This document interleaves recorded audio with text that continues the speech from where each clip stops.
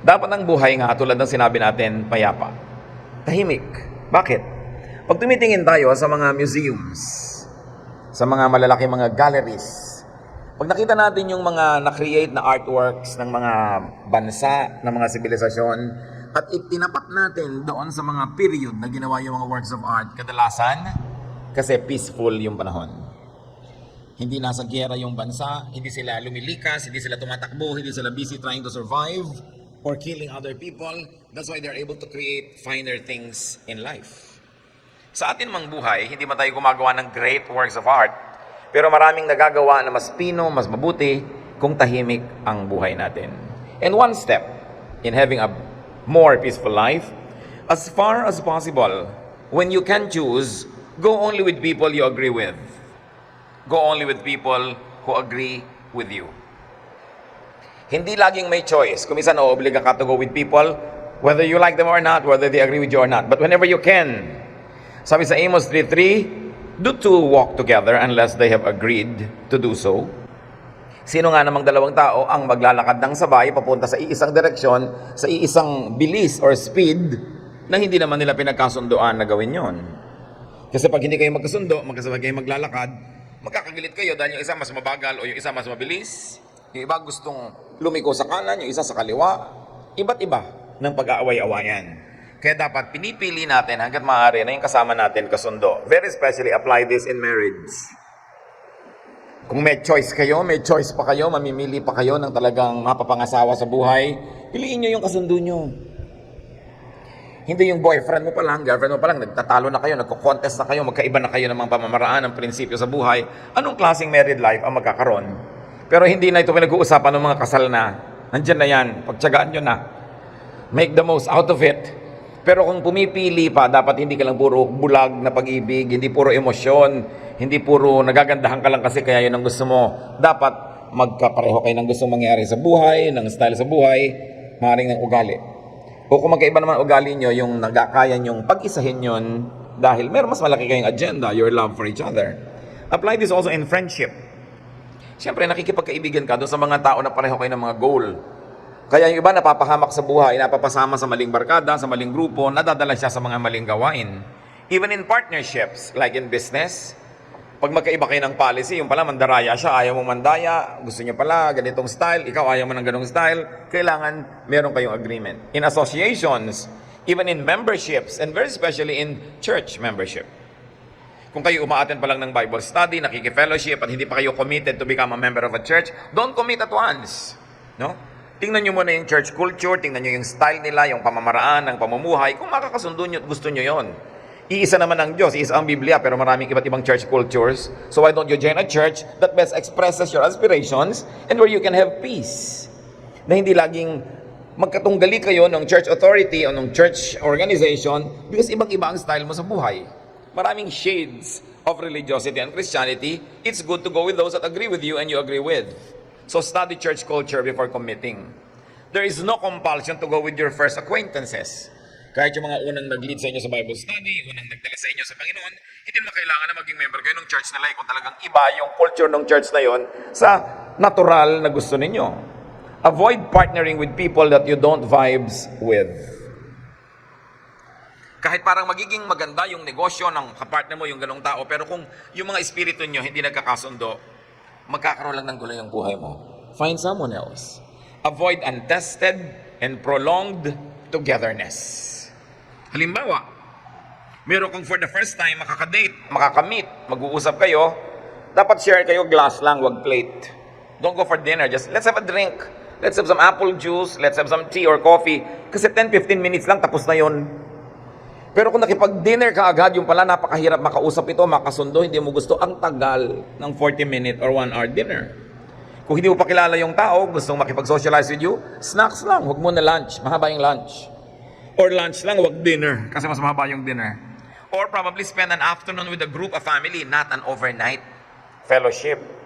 Merong pamilya, sabi, halika, sama ka sa amin, dalaw ka sa amin. Huwag muna overnight. You don't know, parang impyerno pala yung buong magdamag na yun, kasama yung pamilya na yun. And if you don't know the people, stay an overnight with them, not a vacation. Yung makikipagbakasyon ka sila sa isang island, tapos isang linggo kayo doon, na-discover mo, hindi mo pala gusto yung mga ugali nila, mahirap umatras. So go on a date, not an engagement at once. First get engaged, not married. At mahalaga, friendship, not courtship.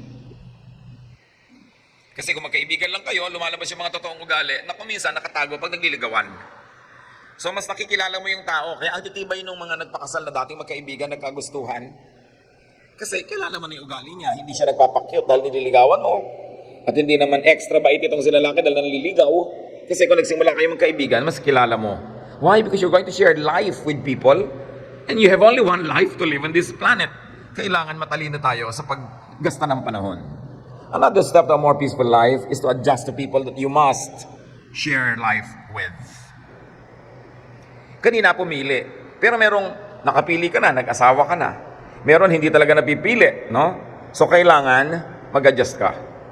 Romans 12:18, if it is possible, as far as it depends on you, live at peace with everyone.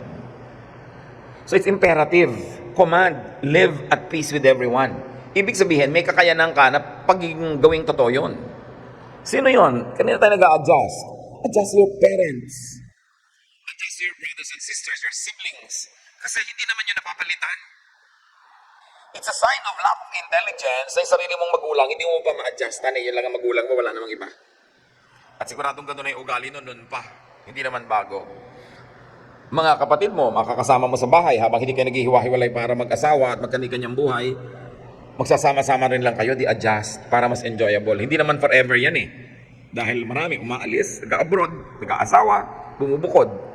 Lalong-lalo, adjust to your spouse. Kung na-discover mo na hindi pala siya yung taong akala mo ay siya, pero napakasalan mo na, pues tanggapin mo nang siya yon at mag-adjust ka. At yung kabilang partido, nag-a-adjust din dapat halfway para tahimik ang buhay. Adjust your in-laws. Magtataka ka naman yung iba, 10-15 years na yung biyanan niya, hindi pa niya makasundo. Gaano katagal pang kailangan mo? A lifetime? To realize na hindi mo naman napapalitan yan, kailangan mag-adjust ka na lang. Meron namang napapalitan, pero habang nandyan, mag-adjust ka na rin. Like your superiors at work, your subordinates, your neighbor. So unless you want to move to a new neighborhood, you better adjust to your neighbors. Proverbs 15:17, better a small serving of vegetables with love than a fattened calf with hatred. Mabuti daw, simple na lang na pagkain kaysa napaka-elaborate at masarap na putahe pero nag-aaway-away naman kayo. So ang central message itong Proverbs 15:17, simplify to avoid straining relationships. Gusto mo ng party, ang arte-arte ng party mo, nag-away-away na kayo sa pagod, sa laki ng gastos, what's the point?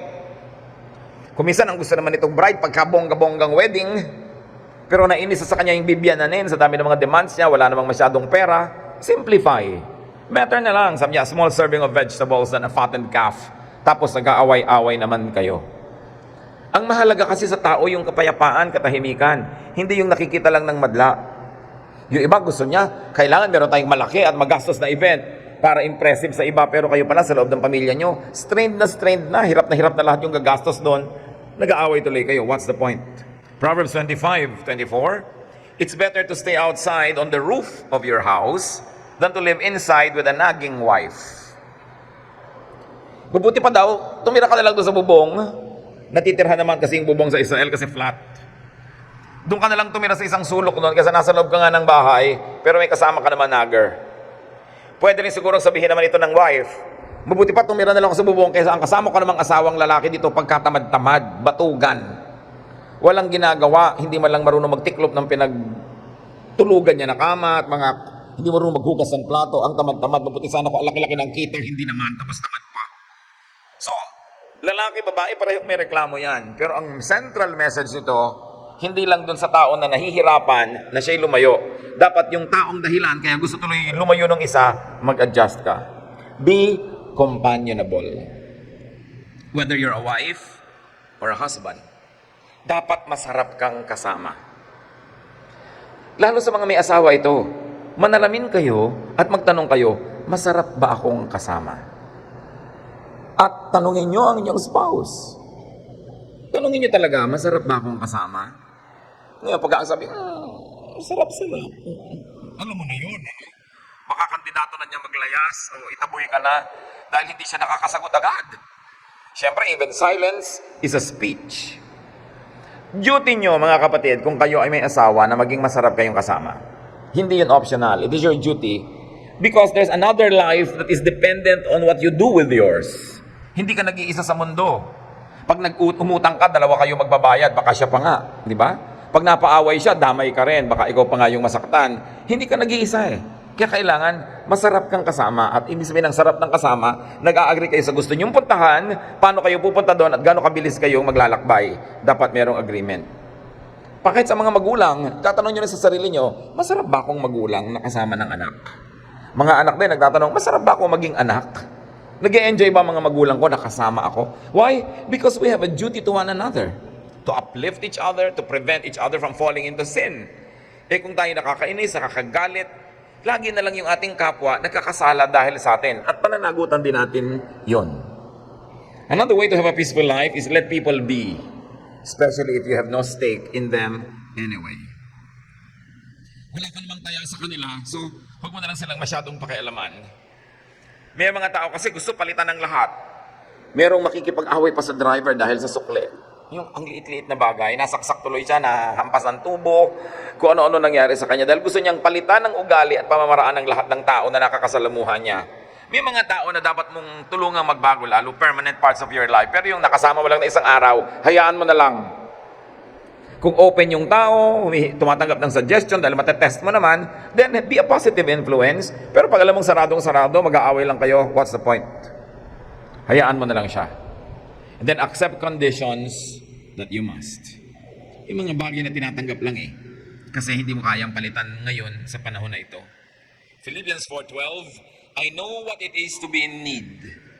And I know what it is to have plenty. I have learned the secret of being content in any and every situation.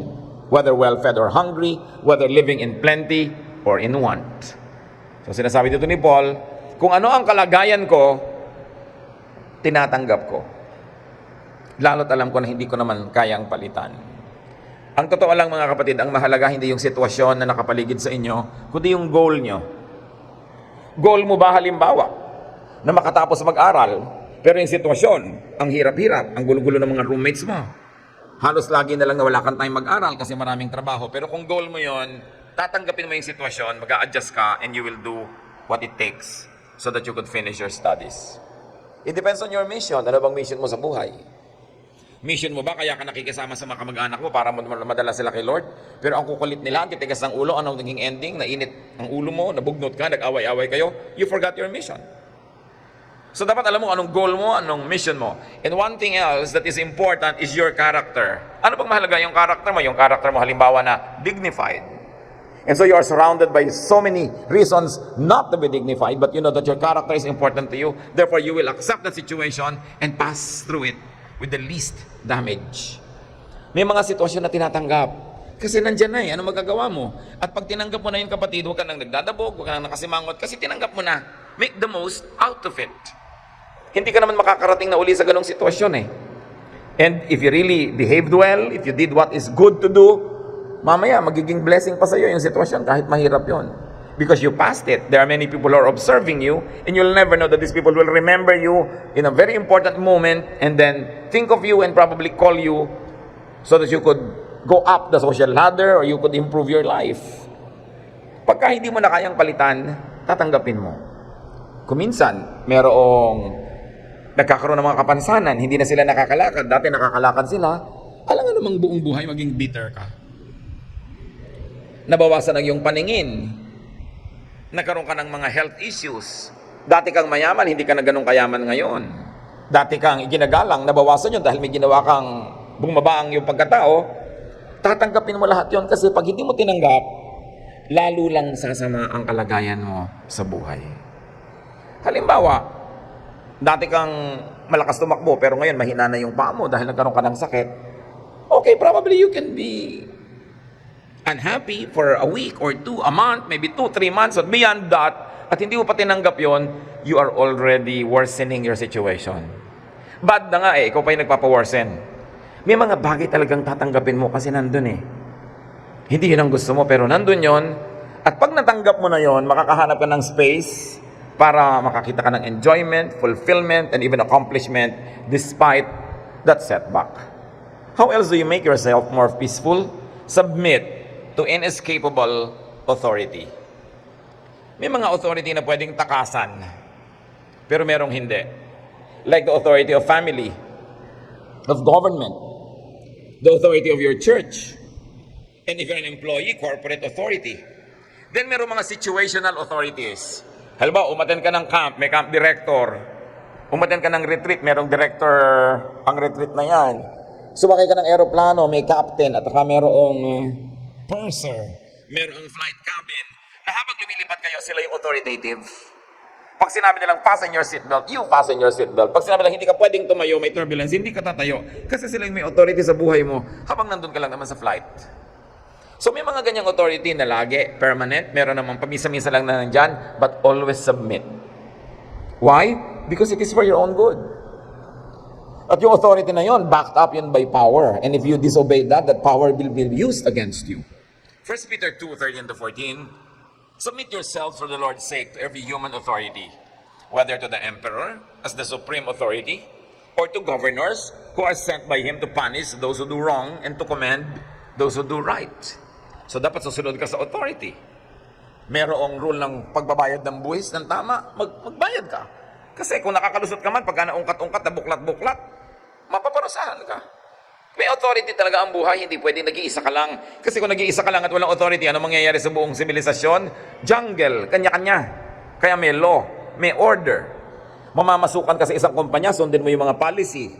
Papasok ka sa isang trabaho na merong required hairstyle, sundin mo yun. Ayaw mong sundin, huwag kang pumasok. Pero pumasok ka doon, sundin mo.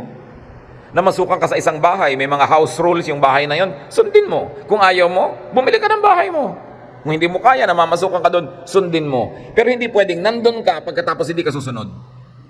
Sasali ka sa isang organisasyon, hindi ka susunod sa mga policy. Sasali ka sa isang church, hindi ka nagpapasakop. Hindi laging may struggle, laging may conflict, and it will affect your health. Kaya sabi sa Ephesians 6:5-9, slaves, obey your earthly masters with respect and fear, and with sincerity of heart, just as you would obey Christ. Obey them not only to win their favor when their eyes is on you, but as slaves of Christ, doing the will of God from your heart. Serve wholeheartedly as if you were serving the Lord, not people, because you know that the Lord will reward each one for whatever good they do, whether they are slave or free. Ang linaw. Sabi, kayong may mga amo, nakatao, kapwa-tao nyo rin, paglingkuran nyo sila at isipin yung naglilingkod kayo sa Diyos. Kung gaano kayo magiging katapat sa Diyos, maging matapat kayo sa inyong amo. Kung gaano kayo magiging mabait sa Diyos, masunurin, ganun ang bibigay niyong pagsunod sa inyong amo. Kasi sabi niya, ang Diyos ang amo ng lahat. Kaya yung amo nyo, may Diyos pa sa ibabaw niya. Ikaw naman, baka mamaya kahit may amo ka, meron din namang under you, meron kang mga anak, meron kang mga ibang mga namamasukan din sa'yo. Kahit part-time, alam mo na dapat ka din nilang sundin. So dapat magiging masunurin ka. Why? Why does the Lord want us to be submissive to authority? So that we will not have to fight the powerful. Once in a while, you can win in your guerrilla warfare, but you cannot always win against an established government. May mga guerrilla strike ka, nanalo ka doon sa isang skirmish, sa isang battle, pero hindi ka pwedeng manalo doon sa overall war when you are fighting a big power. So why fight your employer? Kung may matatanggal sa trabaho, siya kaya o ikaw? Siyempre ikaw. Bakit mo lalabanan yung makapangyarihan? Para magamit niya yung kapangyarihan niya laban sa'yo? Yung iba kasi hindi nag-iisip, ang umaandar lang pride. Lalaban ng lalaban, pero ang totoo talo ka talaga dahil bumabangga ka sa pader. So to have a peaceful life, limit, choose, in fact, minimize your battles. Dapat konti lang ang giyera, konti lang ang kalaban. At huwag kang lalaban kung talo ka lang naman. Remember, lumalaban ka lang para manalo, ganun ang giyera. Kaya sabi ni Jose Rizal sa himagsikan ng Pilipinas, huwag muna kayo maghimagsik kasi hindi pa mananalo eh. Hindi pa tayo handa. Hindi labag kay Rizal na magkaroon ng sariling kaliyahan at ipaglaban. Pero ayaw niyang pumunta sa giyera, tapos talo lang naman. Maraming masasaktan, maraming mamamatay, hindi rin nanalo. So paghandaan nyo yan. Dahil kung may labanan, dapat ang goal mo manalo. Kita nyo yung mga emosyonal. Diba sa mga pelikula, merong isang mahirap, ang feeling niya, naape. Uuwi, kukuha ng pantaga, kukuha ng tabak niya, at nagsisisigaw, galit na galit, susugurin niya ngayon yung mayaman na umapi sa kanya, hindi pa siya nakakalapit, binaril na siya. Patay. Kasi lumalaban siya, hindi naman para manalo, pinagbibigyan lang niya yung emosyon, yung silakbo ng damdamin. Don't fight when you cannot win. So, para tahimik ang iyong buhay. Do not offend those who have power over you. Again, family. Pwede ka ba makipagtikisan sa buong pamilya mo, wala kang kakampi ni isa, tapos akala mo mananalo ka? Mahirap yun. Government. Again, the church. Corporate and situational authorities. Do not offend them. May powers over you. Iniinis mo yung stewardess doon sa aeroplano. Diba? Samantalang pag natutuwa siya sa'yo, kahit na hindi oras ng merienda, kung minsan may daladalang merienda, pinilalapag sa'yo, dahil natutuwa siya sa'yo. Pero kung hindi siya natutuwa sa'yo, kahit oras na ng merienda, kung alam niyang yung isang tray doon ay nalaglag kanina, baka yun ang ibigay sa'yo. Although that's against company policy, pero people are people. They want to get even. Pagka inapi mo yung mga may power over you, kahit situational power. Bawa yung waiter sa restaurant, inapi mo ng inapi, pinagalitan mo ng pinagalitan, anong baka ilaglag niya yung ipis doon sa soup mo, at tanggalin niya uli bago niya ilabas. Malay mo. Diba? Kaya dapat, hindi mo ino-offend yung mga taong merong pwedeng gawin laban sa'yo. Hanggat maaari, you don't do that. Ecclesiastes 10:2, don't even think about cursing the king. Don't curse the rich. Not even in secret. A little bird might hear and tell everything. Yung mga ibang tao hindi marunong eh. Chichismisin nila yung boss nila sa fellow employee. Sa palagay nyo, hindi nakakarating yon. Sabi ng Bible, a little bird might hear and tell everything. And you know that it is not pipit or maya ang pinag-uusapan. Tao rin yung makakarinig. And most of the time, yun mismong pinagsabihan mo. Matalino ka? Huwag kang magsasalita ng mga laban sa mga taong may kapangyarihan over you. Kahit ang kausap mo, kapareho mo lang api. Kasi hindi ka safe, hindi ka secure. Baka sabihin nila, may magagawa ka doon. So, whenever you can, huwag lumaban sa hangin. Huwag lumaban sa alon. Huwag lumaban sa agos. Gagawin nyo lang yon kung ang talagang nakataya, puri, dangal, or high morality. Pero for other things, don't even do it. Merong mga empleyado, mayayabang. Mga manager sila ng ganong department, ang gusto ng may-ari ng kumpanya, gawin mo A, ang gusto niya B, makikipaglaban sa may-ari ng kumpanya. Ano mangyayari sa'yo? Empleyado ka. Kaya iba nagre-resign out of amor proprio, nagugutom ang pamilya, nakakandara pa maghanap ng ibang trabaho. Amo mo yan, bigay mo ang gusto niya. Liba nilang sinasabi niya, gumawa ka ng napakasama, pumatay ka ng tao, diba? Sunugin mo yung mga neighborhood, hindi mo nga susundin, pero yung style, siya yung amo, siya yung may-ari ng kumpanya. Huwag kang mayabang kahit meron ka bang management degree. Walang mangyayari sa'yo, nalalaban ka sa iyong mga employer. And I've seen so many young people na mga mayayabang na ganyan, nawawalan tuloy ng trabaho. Puro akala mo yung mga teoryang napag-aralan niya sa school, yun na lang ang mahalaga. Importante, nagsasubmit ka to authority. And finally, 7, be kind to those under you, but can undermine you. So mabait ka sa makapangyarihan, mabait ka rin doon sa mga taong nasa ilalim ng iyong kapangyarihan, dahil kahit langgam, kayang kumagat. Kahit anong maliliit na bagay, nakakapuwing. Mga clerk, halimbawa, ang yabang-yabang mo, pupunta ka doon sa reception, ini-istab-istab mo yung clerk, yung secretary, hindi mo ba alam kung anong kapangyarihan niya na pwedeng hindi mo makakausap yung makakausap mo pag naharangan ka nun? Nung clerk ngayon, nung secretary na yun, nung receptionist, yung hindi magandang pakitungo mo sa mga hotel receptionist, ang na-assign sa yung room tuloy, pagpunta mo, wala palang bintana. Dahil nakakainis ka, ang yabang-yabang mo eh. No? Yung mga nasa check-in counter ng airline, baka malagay ka doon sa kabuntot-buntutan ng eroplano na kung minsan natatanggal na iiwan. Dahil ang yabang mo. Mga hairstylist, kung minsan ang sungit-sungit mo sa kanila, biglang, ay mistake, ay naputol lang tenga mo, sorry ma'am, pero putol na rin yan. Diba? Pwedeng-pwede ka nilang ma-undercut, literally. Mga professionals, so many ways could be used by people to harm you if you are not nice. Construction crew, gumagawa sa bahay mo, mga tubero, mga karpentero, nako, be nice. Dahil yung mga iba dyan, pag talikod mo, pinupuno nila ng semento, yung mga tubo na drainage ng yung banyo, ng yung toilet, ang liit-liit na lang natitirang clearance. Habang bago yung lababo mo, tulo ng tulo, yung madadrain, pero pag may konti ng bumarang 3 buhok, babara na kasi ang liit-liit na pala natin. Nilagyan kasi nila ng mga semento sa loob. Kasi tuwing dadating ka doon, ang yabang-yabang mo. Of course, that's bad. They should not do that.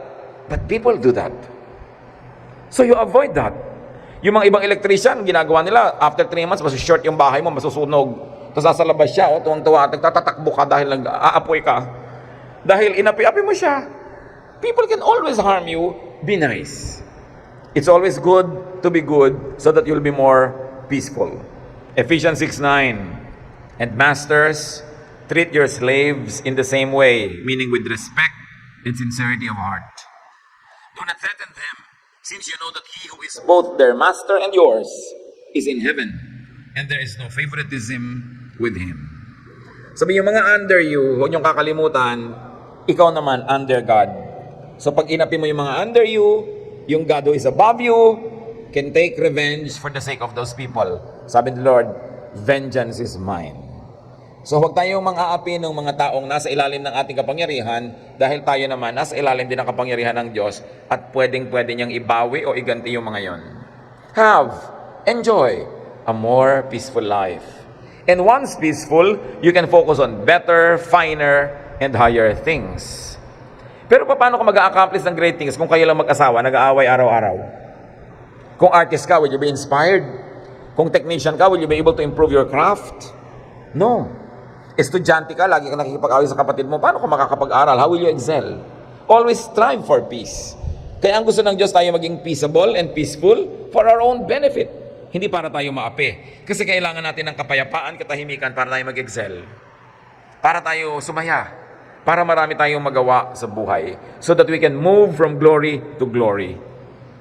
So you can choose to be in a more peaceful place. Totoo yun. But sometimes you cannot choose. Your place is assigned to you by your fate at that moment. So what do? You choose to make that place better. Nasa sayo na yon kung paano mo gagawin. God is peace. Dapat lahat ng ginagawa nating nananalig sa Diyos, patungo sa kapayapaan, papunta doon, at kapayapaan ang minimithi natin. Hindi yung gagawa ka ng isang bagay na alam mong magagalit yung tao, hindi kayo magiging peaceful. Do something because you will benefit from a peaceful life. Salamat Panginoon dahil concerned kayo sa amin. Gusto nyo kaming maging papayapa at tahimik ang aming buhay so we can do great things and enjoy many more blessings.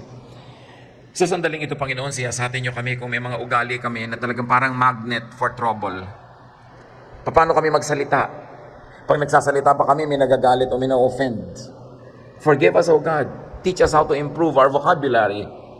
Pagka ba kami may mga kilos ng katawan namin, may mga taong napoprovoke to be violent. Teach us, O God. At meron ba kami mga ginagawang sadyang ang goal namin ay manggulo, makagulo, makapagpahirap? Lord, teach us your ways. At alam namin, kaya gusto kaming maging mapayapa. Hindi kami para ipaapi, hindi para ipadehado, but because it is the best way. Turuan mo kaming ma-identify yung mga paraan namin sa buhay, Panginoon, nakakontra ng kapayapaan. Kung kami laging napapaaway, napapakikipagtalo, turuan mong hanapin namin yung kamalian sa amin at hindi lang sa aming kapwa. At ang dalangin namin, Panginoon, lahat ng mga anak mong narito ngayon, sa pamamagitan ng pagbubulay-bulay, pagsisiyasat sa sarili, paggawa ng tama, pagsunod sa iyong mga katuruan at mga halimbawa, lahat kami, Lord, will become agents of peace. So that where we go, there will be more peace than trouble, and our lives will be characterized by peace and happiness. Pagbulay-bulayan natin itong mga kapatid at siyasatin ang sarili kung tayo ba ang lumilikha ng mga away at pag-aralan din natin kung paano tayo makikipag-react sa mga taong palaaway. Huwag silang patulan, ipanalangin sila, and minister to them. Teach us, O God, so that those who make trouble around us will be touched by your love through us. Ituro mo sa amin, Lord, to be diplomatic, to be kind, and understanding.